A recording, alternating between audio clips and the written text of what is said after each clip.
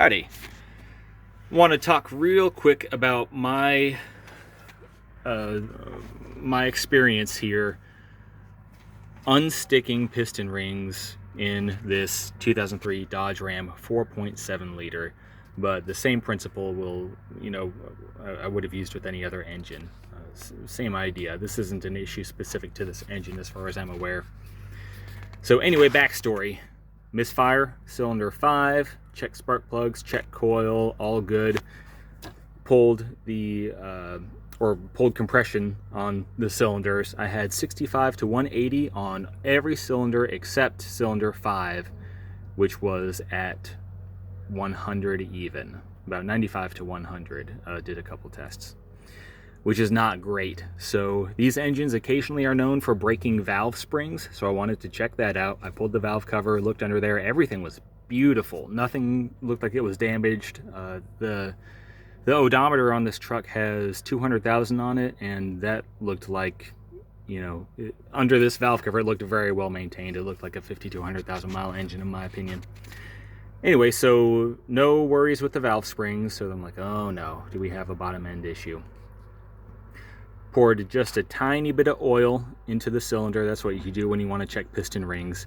Just a little bit of oil into cylinder 5, just to seal around those piston rings in case they're worn out or whatever. That'll help it hold compression again, as long as the oil is there. It's not a permanent fix by any means. It won't even fix it at all, because it'll burn up right away as soon as you start it. But anyway, for testing, that's a good procedure. Compression came right back immediately. Really good compression in that cylinder. So I'm like, okay, I know it's definitely something to do with the rings.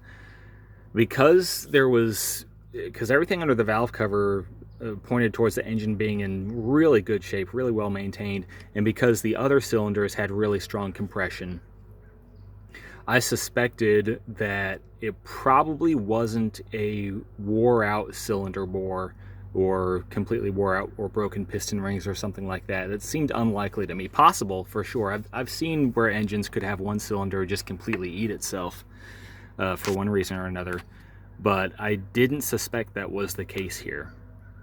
So I said, let's go work on the assumption that the piston rings are frozen in compression, and by compression I don't mean so that they create engine compression. I mean where the springs themselves are compressed. They're not sealing against the cylinder walls like they're supposed to. They're hugging the piston too tightly, maybe because a piece of carbon or something got stuck in there and is holding it wedged or something like that, or just regular buildup over time. Something funky.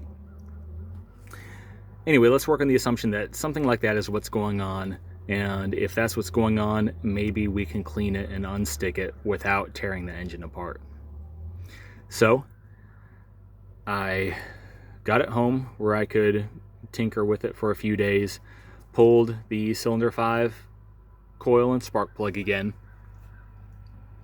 stuck a long funnel down in there, and poured about 1/4 to 1/3 of a can of seafoam. Now I had the piston close to top dead center, but not quite, because on a V engine, I think if I had it all the way top dead center, then it could create a air pocket towards the uppermost part of the piston, where it's almost right up against the head.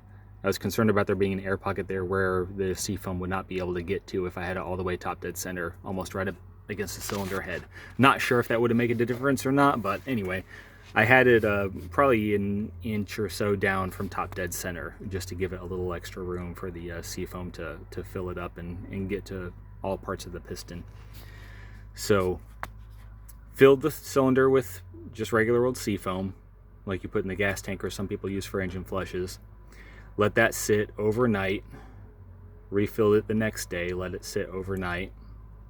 And again, real quick, I should have said this right at the beginning. This is not advice. I'm not telling you, hey, do this to your engine, because this is not a officially sanctioned procedure by anybody as far as I'm aware. This is just my experience in this particular scenario, and I'm telling a story. So let that soak again overnight, so seafoam 2 nights in a row. Then I used penetrating oil. I had BG Enforce I had an old can of that I want to get rid of. I've kind of moved on to Seafoam Deep Creep from that, and I'm like, well, I'll use this and get rid of the rest of this can. So sprayed the cylinder full of that, let that sit for I think 2 nights in a row actually. Then after that, sprayed it all down with brake cleaner, and then dried it out, spun the cylinder over a few seconds at a time every couple minutes. You know, you don't want to run it a crazy long time, but anyway, just spinning it around just to blow out anything left in there, help, you know, circulate air through the cylinder, dry it all out. A little more brake cleaner, a little more spinning. You know, did it a few times in a row just to try and get all the residual penetrating oil out of there. Spun it over and then checked compression, and compression was back. It was really good, around 180 I think. So right up there with the other cylinders, the best out of all of them really. So that was good. So I'm like, okay, this sounds like we are onto something.